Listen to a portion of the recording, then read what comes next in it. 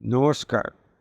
Spiritual bulletin চ্যানেলের সকল শ্রোতা ও দর্শককে জানাই সাদর সুস্বাগতম।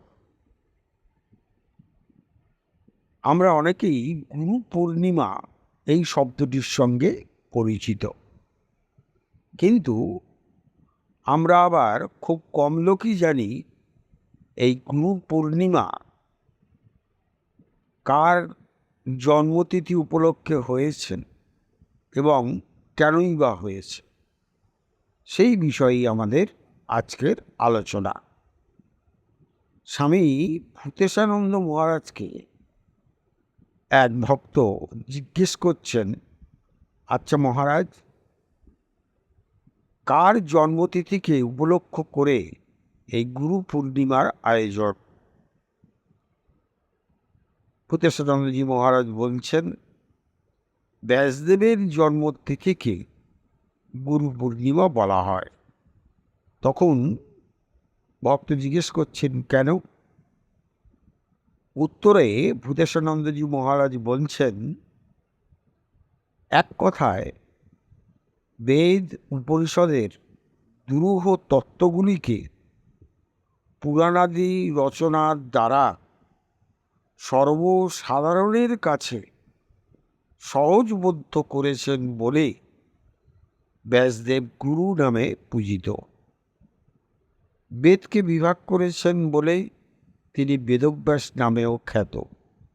এছাড়া তিনি সমস্ত উপনিষদের মূল বিষয়গুলিকে সুশৃঙ্খলভাবে লিপিবদ্ধ করে ব্রহ্মসূত্র রচনা করেছেন। অষ্টাদশ পুরাণও তাঁরই রচনা বলে কথিত। আবার মহাভারতও তাঁর রচনা।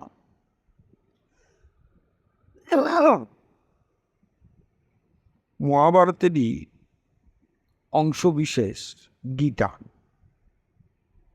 যাতে সকল শাস্ত্রের মূল বিষয়গুলি অতি সহজভাবে লিপিবদ্ধ করা হয়েছে।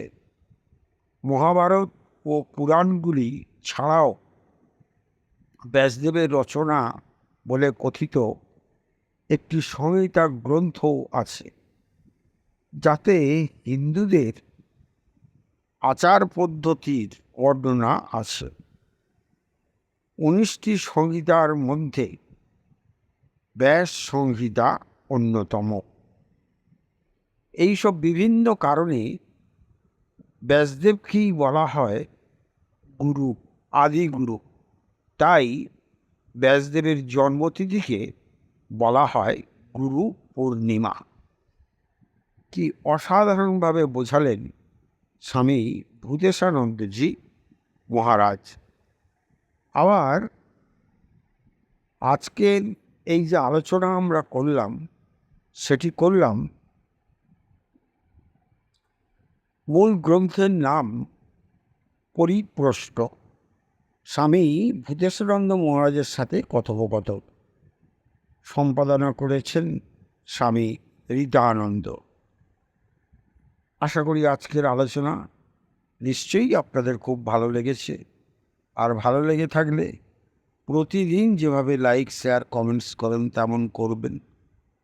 আর যারা এখনও আমাদের এই চ্যানেলটি সাবস্ক্রাইব করেননি, তারা অবশ্যই চ্যানেলটি সাবস্ক্রাইব করে আমাদের পাশে থাকবেন। তাহলে আজকের মতো বিদায় নিচ্ছি। আবার আগামীকাল কথা হবে। সকলে খুব ভালো থাকুন, আনন্দে থাকুন। নমস্কার, ধন্যবাদ।